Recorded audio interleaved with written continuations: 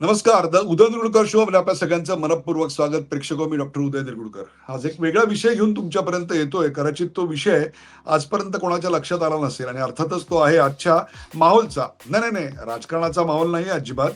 राजकारण हे आमच्या पाजवीला पुजले ते सोडून द्या.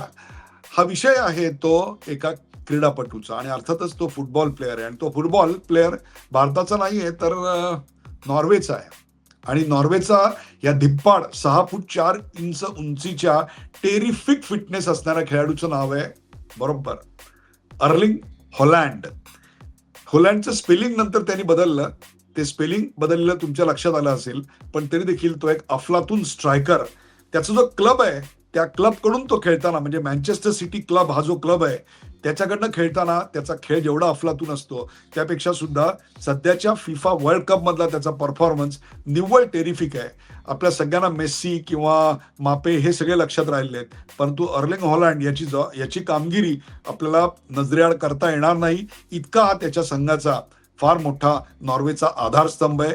किंवा संपूर्ण नॉर्वेच्या आशा आकांक्षा ज्याच्यावर केंद्रित आहेत ना, तो हा खेळाडू आणि प्रतिस्पर्धी यांच्यामध्ये एक प्रकारचं अघोषित युद्ध आहे. एक प्रकारे हा 1 विरुद्ध 11 असा सामना आहे की काय असं वाटण्या इतपत परिस्थिती आता निर्माण झालेली आहे.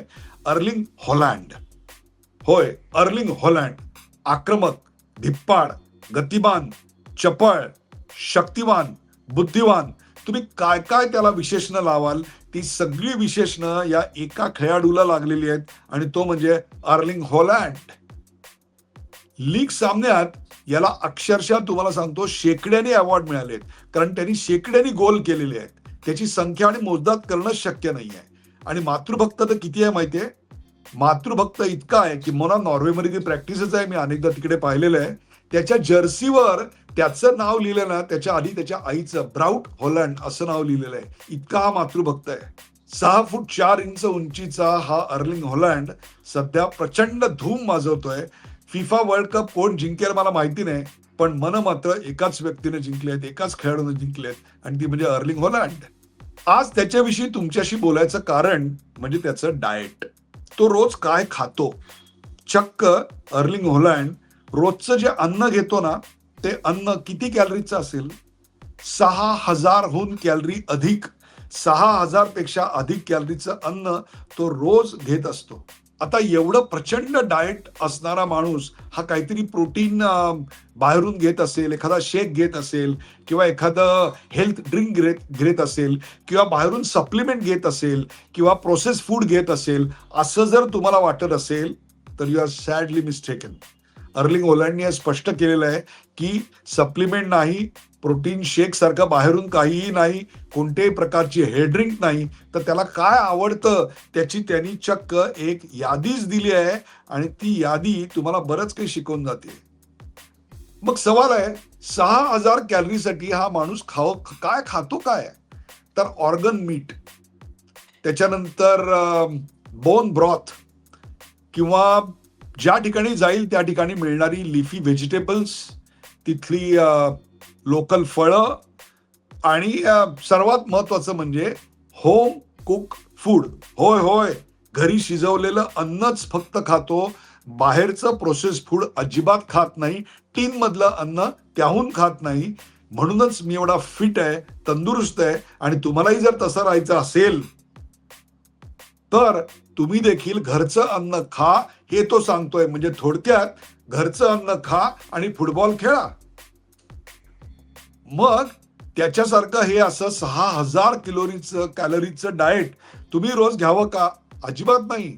तो त्याच्या जीवनशैलीचा भाग आहे. एक खेळाडू, हो हो, एक फुटबॉल प्लेअर जेव्हा एखादी 90 मिनिटाची जीवघेणी पळवणारी स्पर्धा जेव्हा खेळतो ना, मॅच जेव्हा खेळतो ना, तेव्हा त्याचं वजन तब्बल 1.5 ते 2 किलोनी वजन कमी झालेलं असतं. याचं कारण तो घामानी नखशिखांत थपथपतो आणि त्याच्यामुळे त्याचं वजन कमी झालेलं असतं.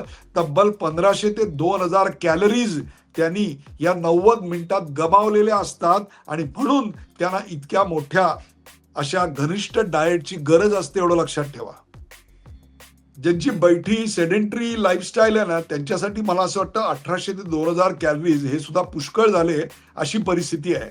आणि एका फुटबॉल मॅच मध्ये 1500 ते 3000 depending upon whether you are forward or you are defender आणि मॅच किती अटीतटीची आहे याच्यावर अनेक गोष्टी अवलंबून असतात. त्यामुळे कृपा करून त्याचं डाएट तुम्ही घ्यायला जाऊ नका, पण काय घ्या त्याच्याकडून. त्याच्याकडनं काय घ्या, तर ज्या प्रिन्सिपलवर त्याचं डाएट आधारलेलं आहे ना, ते प्रिन्सिपल आम्हाला घेण्यासारखं आहे. जरी आपण त्याच्यासारखे अत्यंत चपळ, वेगवान, गतिमान असे खेळाडू नसलो आणि आम्ही फिफा वर्ल्ड कप खेळण्याची सुतराम शक्यता नसली, तरी त्याच्या प्रिन्सिपलवर आधारित डाएट घेतलं तर आपण देखील उत्तम तब्येत राखू शकतो. म्हणूनच आजचा हा कार्यक्रम मी तुमच्यासमोर सादर करतोय आणि तो म्हणजे होम कुक्ड फूड, म्हणजेच घरात शिजवलेलं अन्न खा. त्यांनी त्याच्या फूड बद्दलच्या काही टिप्स दिलेल्या आहेत. त्या टिप्स मी तुमच्या समोर आता सांगतोय. लिहूनच घ्या, तुम्हाला सांगतो. म्हणूनच त्याचे ग्राफिक्स करून आम्ही टाकतोय. आणि ते म्हणजे अत्यल्प process food. Process food strictly no. अगदीच जर घ्यायचं असेल तर सर्वात कमीत कमी कसं घेता येईल हे बघा. दुसरं, आपल्या अन्नातून, डाळीतून सर्वात जास्त आपल्या शरीरामध्ये प्रोटीन जातील अशा प्रकारचं अन्न जाणीवपूर्वक आपण घेतलेलं पाहिजे. तिसरी गोष्ट, घरी शिजवलेलं अन्न याच्यासारखं सुख नाही आणि ह्याच्यासारखं गुणवत्तापूर्ण अन्न नाही. हे कोण सांगतोय, तर जो आज जगातला कदाचित सर्वोत्तम फिट खेळाडू कोण असलेला अर्लिंग हॉलंड, तो तुम्हाला सांगतोय. दुसरी गोष्ट, इम्पोर्टेड फूडवर त्याचा अजिबात विश्वास नाही. त्यामुळे परदेशी ब्रँडचीच गोष्ट, त्याचं चीज खाल्लं पाहिजे असं काही नाही. लोकल मेड जे घरात बनवलेलं आहे तेच त्याच्या तोडीचं असतं, किंवा त्यापेक्षा अधिक उत्तम असतं, हा त्याचा दावा. आणि त्याचं प्रत्यंतर म्हणून त्यांनी स्वतःकडे तुम्हाला दाखवलं, हे अत्यंत महत्वाचं आहे. दुसरी गोष्ट, हॉलंड स्पष्टपणे सांगतो, मला कॉपी करू नका, पण ज्या प्रिन्सिपलवर आधारित मी हे डाएट करतोय ते प्रिन्सिपल मात्र तुम्ही फॉलो करा. त्यामुळे अनप्रोसेस्ड अशा प्रकारचे तांदूळ, तशाच प्रकारचे गहू किंवा सर्व प्रकारची कडधान्य, मिलेट्स, यातनं मिळणारी प्रथिनं तुमच्यासाठी तुम्हाला अत्यंत उपयुक्त असतात. हे सांगतोय कोण, तर जगातला सर्वोत्तम खेळाडू. आणि एक तर नक्कीच आहे ना, जगातलं सर्वात उत्तम अन्न कोण बनवतं? हॉटेलमधला शेफ नाही, अगदी पंचतारांकित हॉटेलमधला शेफ सुद्धा नाही. सर्वात उत्तम चव कुठे असते ना, तर ती आपल्या घरात बनलेल्या अन्नाला. मग ते अन्न तुमची पत्नी बनवतीये किंवा तुमची आई बनवतीये. पण माझं काय म्हणणं आहे, की एखाद दिवशी फुटबॉलची मॅच बघण्या अगोदर तुम्ही रात्री जागायचंय म्हणून जर अन्न स्वतः बनवलं तर काय होणार आहे? बघा प्रयत्न करून. जर तुम्ही उत्तम अन्न बनवायला शिकलात तर तुमच्या लक्षात येईल की तुमच्या आईच्या हाताला जी जेवणाची चव आहे, पत्नीच्या हाताला जी जेवणाची चव आहे, तशीच चव तुमच्याही हाताला आहे. जर तुम्हाला शंका येत असेल ना, तर पहिलं एक काम करा, आजपासून किचनचा ताबा घ्या आणि होम कुक फूड तयार करा, घरच्यांना खायला घाला, स्वतः खा. कारण अर्लिंग हॉलंड काय सांगतोय, घरचं अन्न खा आणि फुटबॉल खेळा.